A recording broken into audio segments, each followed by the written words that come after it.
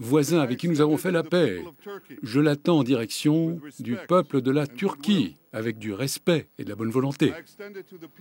Je l'attends vers les peuples de Libye et de Tunisie, avec une grande admiration pour ceux qui cherchent à construire un avenir démocratique. Je l'attends aussi en direction des autres peuples d'Afrique du Nord et de la péninsule arabique, avec lesquels nous souhaitons lancer un nouveau démarrage. Je l'attends vers la Syrie, le Liban, l'Iran.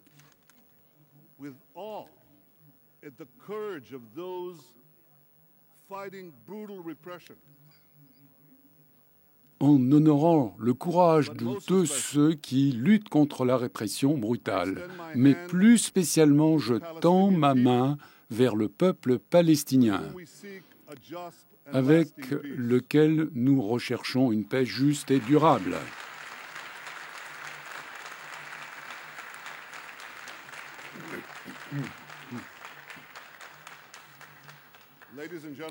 Mesdames et messieurs, en Israël, notre espoir d'une paix ne faiblit jamais. Nos scientifiques, nos médecins innovent, utilisent leur génie pour améliorer le monde de l'avenir. Nos artistes, nos écrivains enrichissent l'héritage, le patrimoine de l'humanité. Je sais que ce n'est pas tout à fait l'image que l'on peut avoir d'Israël. Après tout, c'est bien ici, en 1975, que l'aspiration immémoriale de restaurer la vie dans notre terre ancestrale a été considérée de manière éhontée comme du racisme. C'est ici qu'en 1980, que l'accord de paix historique entre Israël et l'Égypte n'a pas fait l'objet de louanges, mais a été dénoncé. Et c'est ici qu'année après année,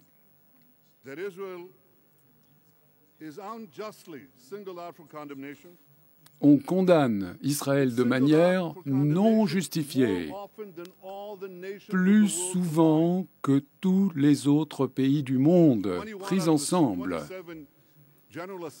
21 sur 27 résolutions de l'Assemblée générale condamnent Israël, qui est la seule démocratie réelle au Proche-Orient. C'est malheureux. C'est une partie un peu malheureuse de cette institution des Nations Unies. Non seulement Israël tient le rôle des méchants, mais parfois les vrais méchants ont un rôle différent. Prenez la Libye de Kadhafi et Saddam Hussein avec l'Irak, avec sa participation au comité sur le désarmement. Vous pouvez dire que c'est ce qui se passait, ça relève du passé, mais maintenant, il y a une organisation terroriste qui préside un organisme qui doit garantir la sécurité du monde avec le Liban. Ça dépasse la fiction. Alors ici, une majorité automatique peut décider n'importe quoi, que le soleil se lève à l'ouest. Et l'Assemblée générale peut décider, a déjà décidé, que le mur des lamentations, qui est un lieu saint pour les Juifs, et fait partie d'un territoire palestinien occupé. Et pourtant, même ici à l'Assemblée générale, parfois la vérité peut percer. En 1984, quand j'ai été nommé ambassadeur d'Israël aux Nations Unies, j'ai rendu visite au grand rabbin Lubavitch qui m'a dit Et ne soyez pas offensés. Je sais, à titre personnel, qu'il y a beaucoup de personnes tout à fait compétentes et honorables qui servent leur nation. Mais il m'a dit, vous allez servir dans une organisation où il y a de nombreux mensonges. Mais rappelez-vous que même dans les lieux les plus obscurs, la lumière d'une seule bougie peut être vue de loin. Aujourd'hui, j'espère que la lumière de la vérité éclatera, ne serait-ce que pour quelques minutes, dans un lieu où il y a eu trop longtemps de l'obscurité pour mon pays. En tant que Premier ministre israélien, je ne suis pas venu ici pour récolter des applaudissements. Je suis venu ici pour dire la vérité.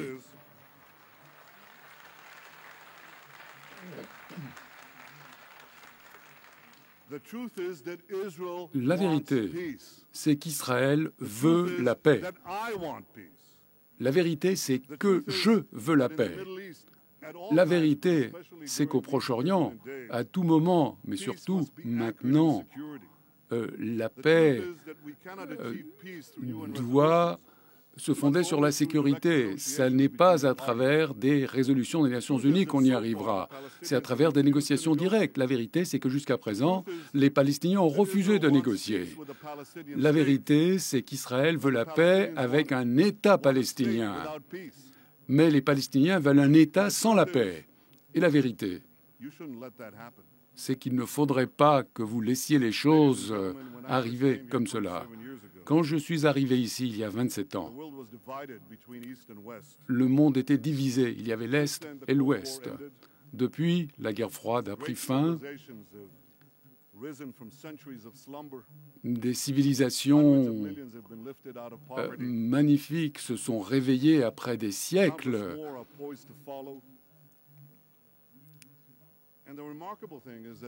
Et ce qui est tout à fait remarquable, c'est que jusqu'à présent, ce changement monumental, historique, s'est essentiellement produit par des voies pacifiques. Ce n'est pas entre l'Est et l'Ouest que se situe le mal qui menace la paix, qui cherche non pas à libérer, mais à réduire en esclavage, non pas à construire, mais à détruire. Ce mal, c'est l'islam militant, c'est l'islam qui se part d'une foi, mais qui assassine des juifs et des musulmans. Le 11 septembre, cet islamisme a tué des milliers d'Américains. Et les tours du World Trade Center sont tombées en ruine. J'ai participé à une cérémonie sur le 11 septembre et j'ai trouvé ça très émouvant. Et il y a quelque chose qui m'a frappé l'esprit alors que j'y allais. Les mots tout à fait scandaleux du président iranien qui a dit hier que le 11 septembre, c'était une conspiration américaine. Certains d'entre vous ont quitté la salle. Vous auriez tous dû quitter la salle.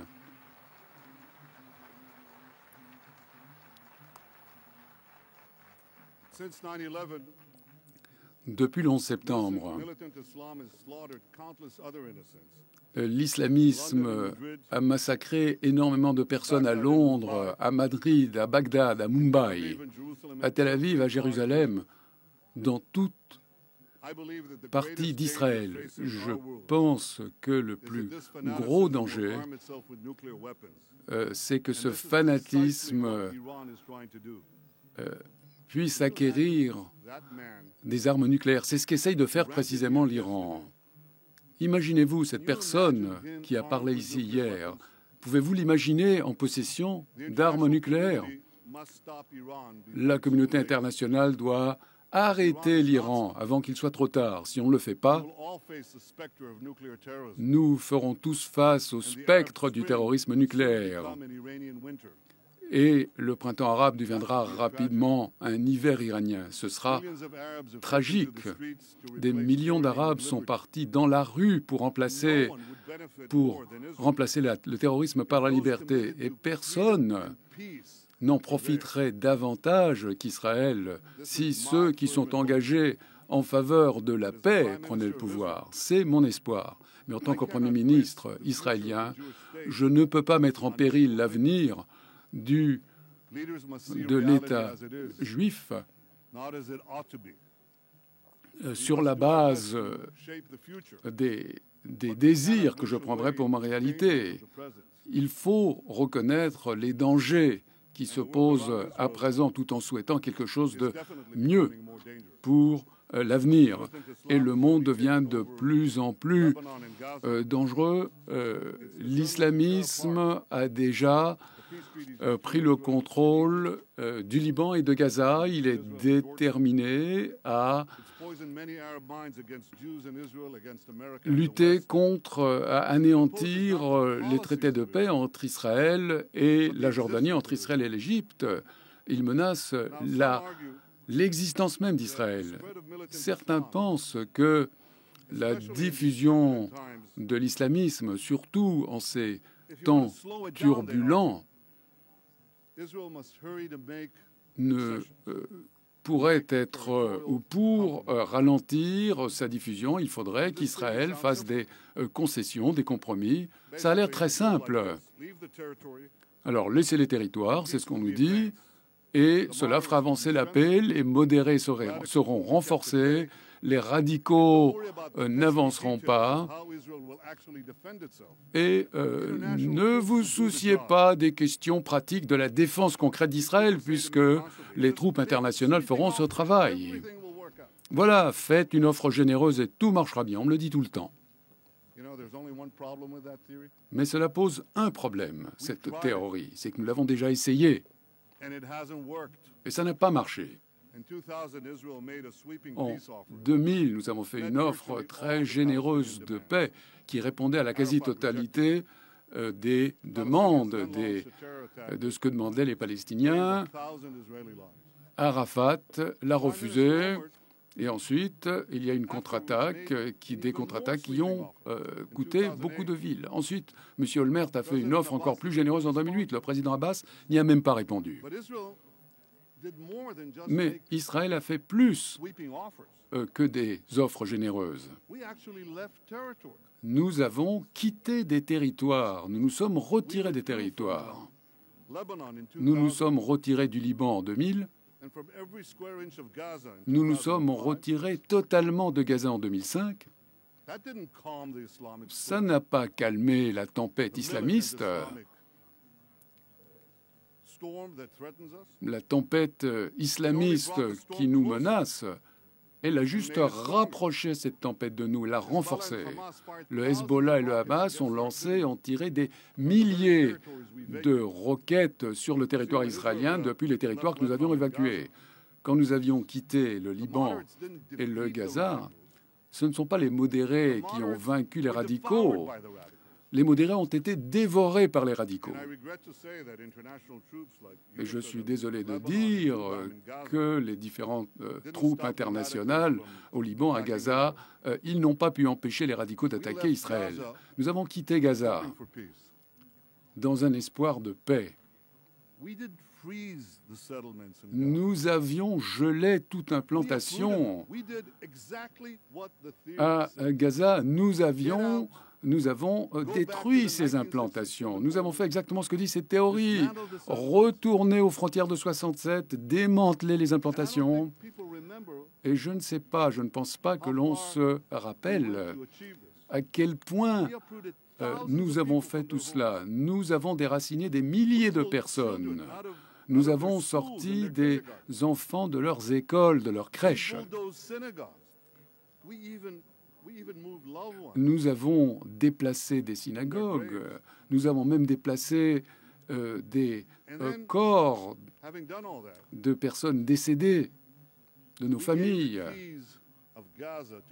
Ayant fait cela, nous avons donné la clé de Gaza au président Abbas. La théorie dit Tout va bien se passer. Et le président Abbas et l'autorité palestinienne pourra maintenant mettre en place un État pacifique à Gaza. Vous vous rappellerez certainement, le monde entier a applaudi cet acte pacifique, audacieux, mais ce n'est pas la paix que nous avons récoltée avec cela. Ce que nous avons récolté, c'est la guerre. C'est l'Iran que nous avons récolté. Avec le Hamas agissant pour le compte de l'Iran, l'autorité palestinienne s'est effondrée en une journée.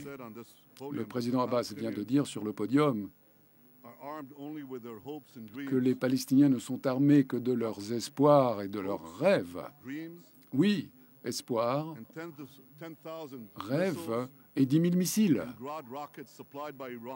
Et des missiles sol-sol fournis par l'Iran, sans parler des armes tout à fait mortelles qui viennent dans Gaza depuis la Libye et d'ailleurs.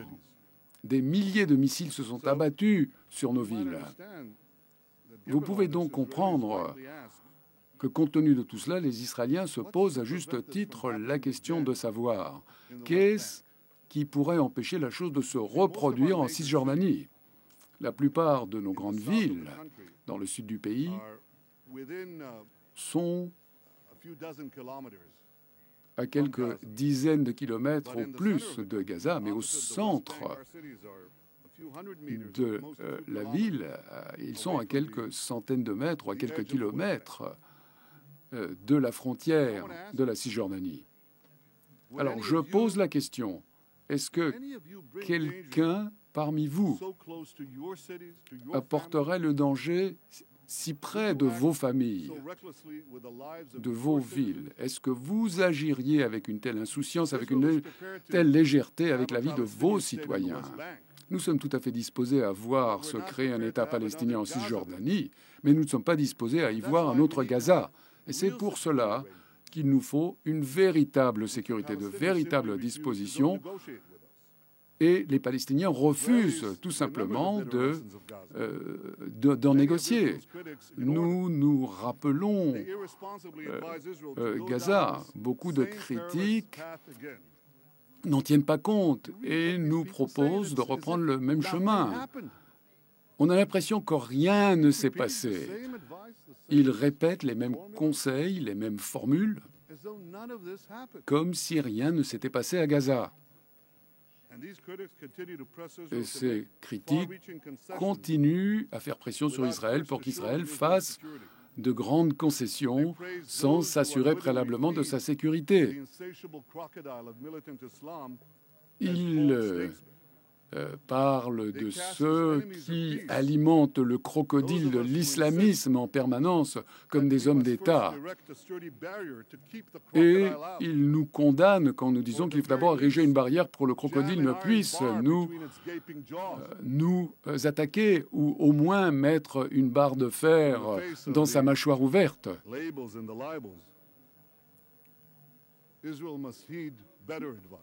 Donc nous devons peut-être suivre de meilleurs conseils. Il vaut mieux avoir mauvaise presse que l'on pleure sur nous après notre mort. Il faut se rappeler que l'histoire va au-delà du petit déjeuner. Il faut reconnaître les préoccupations légitimes d'Israël à propos de sa sécurité. Je pense que dans des négociations directes, on pourrait vraiment traiter ces questions. Mais on ne peut y faire face sans des négociations. Il y a beaucoup de besoins. Ils sont nombreux. Parce qu'Israël est un très petit pays. Sans la Judée, la Samarie, la Cisjordanie, Israël fait 15 kilomètres de large. Voyez ça en perspective, vous êtes tous ici, c'est à peu près 2/3 de la longueur de Manhattan. C'est entre Battery Park et l'université Columbia que vous avez la même distance. Et les gens qui sont à Brooklyn et à New Jersey pourraient se situer, selon la même métaphore, dans les pays avoisinants. Donc comment protéger un pays aussi petit avec des pays avoisinants qui sont armés jusqu'aux dents par l'Iran? Ça n'est pas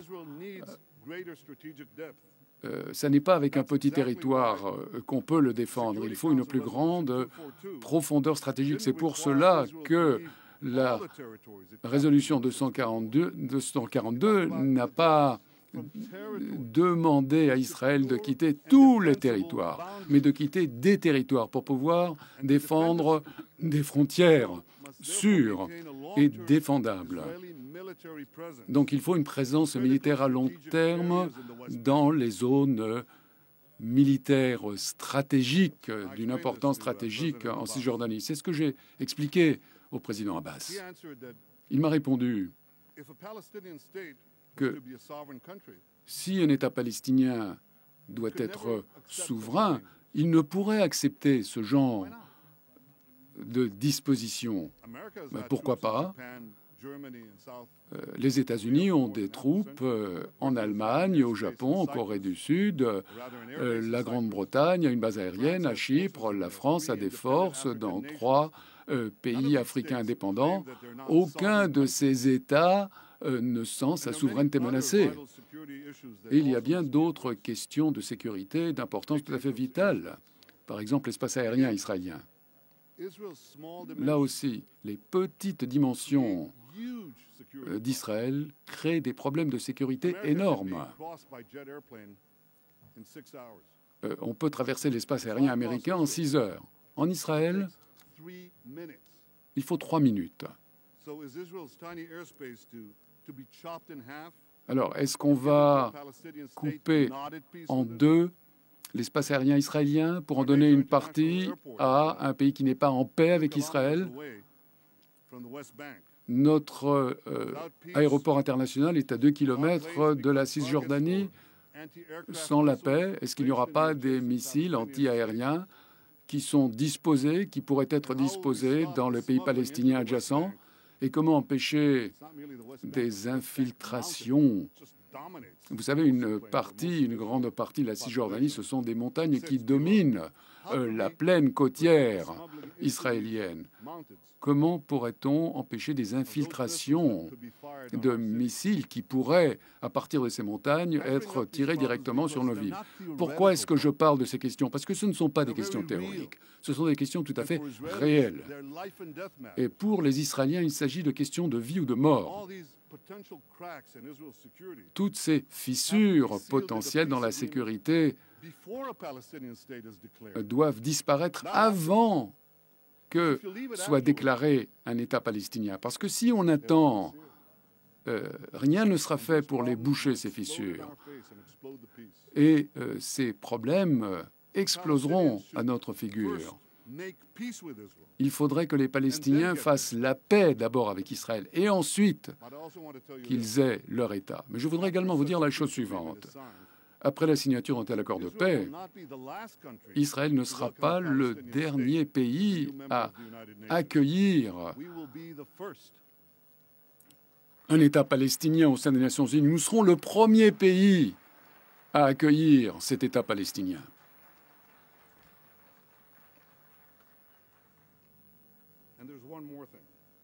Encore une chose.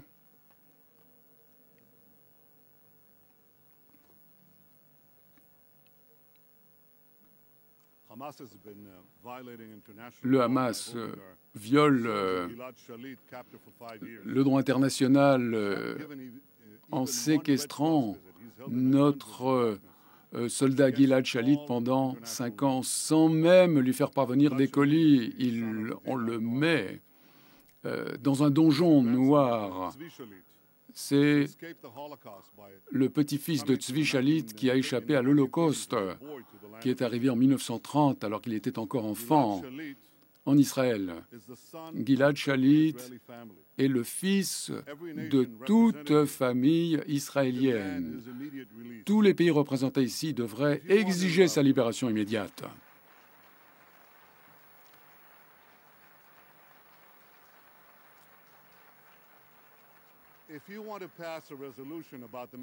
Si vous voulez voter une résolution sur le Proche-Orient, c'est ça la résolution qu'il faudrait voter.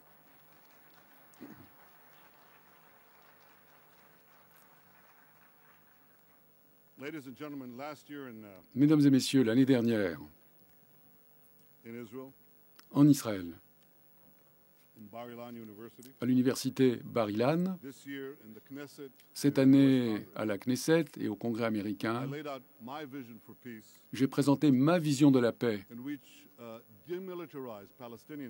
avec un État palestinien démilitarisé qui reconnaissait l'État juif. Et je dis bien l'État juif. Après tout, les Nations Unies ont reconnu l'État juif il y a 64 ans. N'est-il pas temps que les Palestiniens fassent la même chose? L'État juif d'Israël protégera toujours les droits de toutes ces minorités, y compris plus d'1 million d'Arabes qui en font partie. J'aurais bien aimé pouvoir dire la même chose d'un futur État palestinien. Les Palestiniens ont dit très clairement, je pense qu'ils l'ont fait ici à New York, que l'État palestinien ne permettra pas l'entrée de juifs. Ce sera un pays libre de tout juif. Judenrein. Ça, c'est le nettoyage ethnique. Il y a des règles actuellement à Ramallah qui rendent la vente de terre aux Juifs susceptible de peine de mort. Ça, c'est du racisme. Israël n'a nullement l'intention de modifier le caractère, la nature démocratique de notre pays. Mais nous ne voulons pas que les Palestiniens modifient la nature juive de notre État.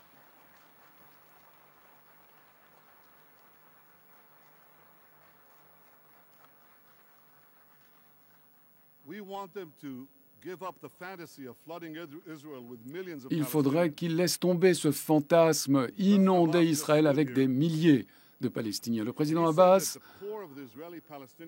a dit ici que ce sont les implantations qui sont au centre du problème. C'est un peu étrange, parce que cela fait quasiment 50 ans. Cela faisait 50 ans que le conflit existait avant qu'il y ait une seule implantation israélienne en Cisjordanie. Donc, si ce que disait le président Abbas était vrai, alors il voulait parler aussi de Tel Aviv, de Haïfa, de Jaffa, de Beersheba. C'est peut-être à cela qu'il faisait allusion quand il disait que Israël occupe la terre palestinienne depuis 63 ans, pas depuis 1967, mais depuis 1948. J'espère que quelqu'un prendra la peine de lui poser la question, parce que cela illustre bien une vérité toute simple. Au centre du conflit, il n'y a pas les implantations. Les implantations sont un résultat du conflit. Les implantations, c'est une question qu'il faut traiter, qu'il faut résoudre dans le cadre de négociations. Mais au cœur du conflit, ça a toujours été, et ça reste malheureusement, le refus des Palestiniens de reconnaître un État palestinien, quelles que soient les frontières. Je pense qu'il est temps pour les dirigeants palestiniens de reconnaître ce qu'a reconnu tout dirigeant international à partir de Lord Balfour, Lord George, en 1917, jusqu'au président Truman en 1948, jusqu'au président Obama, il y a 2 jours. Israël est un État juif.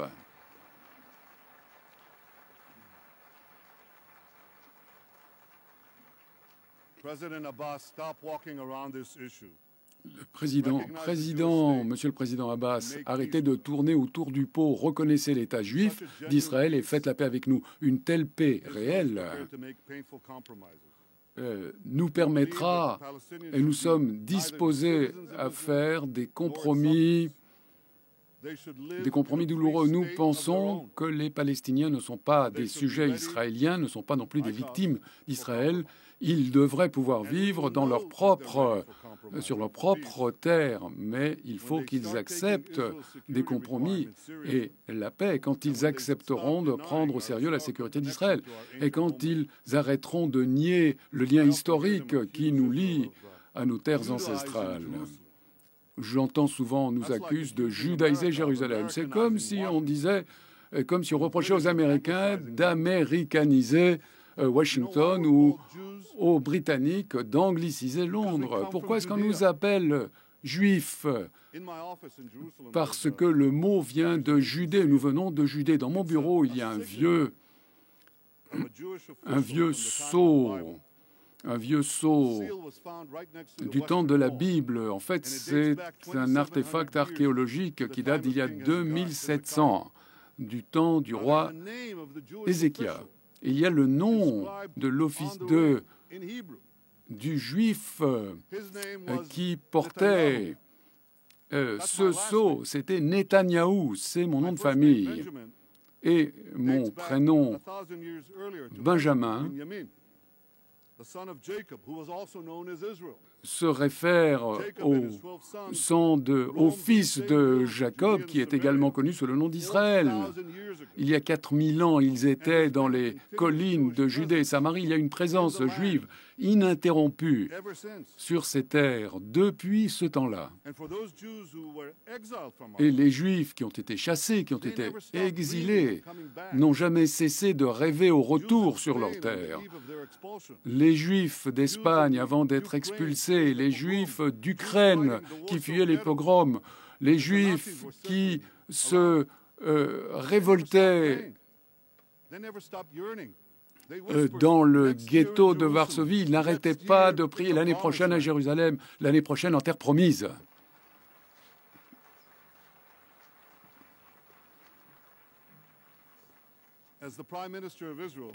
En tant que Premier ministre israélien, je parle au nom de centaines de générations de Juifs qui ont été dispersés dans différents pays, qui ont souffert de tous les maux que l'on puisse imaginer, mais qui n'ont jamais abandonné l'espoir de restaurer leur vie nationale dans le seul et unique État juif. Mesdames et messieurs, je continue d'espérer que le président Abbas sera mon partenaire en paix. Je travaille dur pour faire avancer cette paix. Quand j'ai pris mes fonctions le jour même, j'ai appelé à des négociations directes sans conditions préalables. Le président Abbas n'a pas répondu. J'ai présenté une vision de paix avec 2 États pour 2 peuples. Il n'a pas réagi. J'ai enlevé des centaines de barrières sur les routes, de points de contrôle pour faciliter la circulation et l'économie. Une fois de plus, pas de réponse. J'ai pris la mesure sans précédent de geler la construction de nouveaux bâtiments dans les territoires. Pendant 10 mois, aucun autre Premier ministre ne l'avait fait avant moi. Et une fois de plus, il n'y a pas eu de réponse, rien du tout. Au cours des dernières semaines, des Américains ont parlé de redémarrer les négociations. Dans ces idées, il y avait des éléments sur les frontières qui ne me plaisaient pas. Il y avait des choses sur l'État juif que les Palestiniens n'aimaient pas, j'en suis sûr. Mais en dépit de toutes mes réserves, j'étais disposé à avancer sur la base de ces idées américaines. Le président Abbas, pourquoi est-ce que vous ne me rejoignez pas? Arrêtons de négocier sur la négociation, avançons, négocions la paix.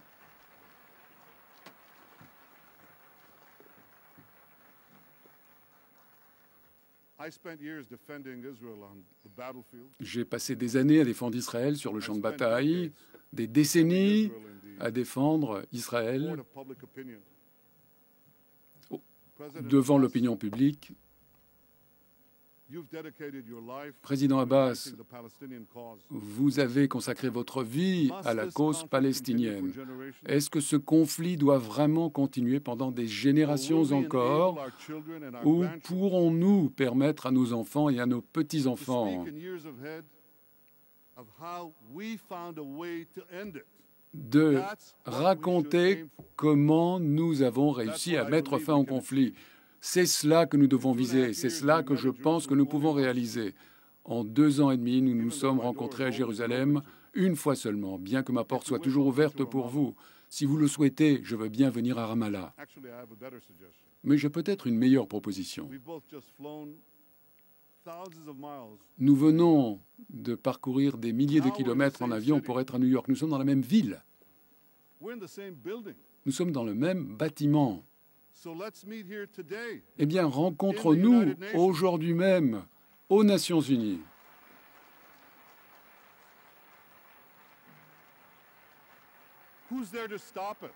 Qui est-ce qui nous en empêcherait? Qu'est-ce qui nous en empêcherait? Si nous voulons vraiment la paix, qu'est-ce qui pourrait nous empêcher de nous réunir aujourd'hui, de démarrer des négociations de paix? Et je propose que nous parlions en toute franchise, en toute honnêteté. Écoutons-nous l'un l'autre. Parlons dougri, comme on dit en arabe, c'est-à-dire de manière directe. Je vous dirai quelles sont mes préoccupations, mes besoins, vous me direz quels sont les vôtres. Et, si Dieu le veut, nous trouverons un terrain commun pour la paix.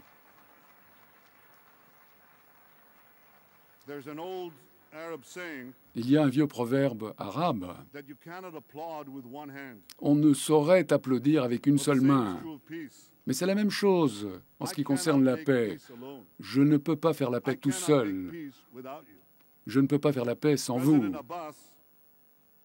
Président Abbas, je vous tends la main d'Israël, dans un mouvement de paix. J'espère que vous saisirez cette main. Nous sommes tous les deux des fils d'Abraham. Nous l'appelons Abraham, vous l'appelez Ibrahim.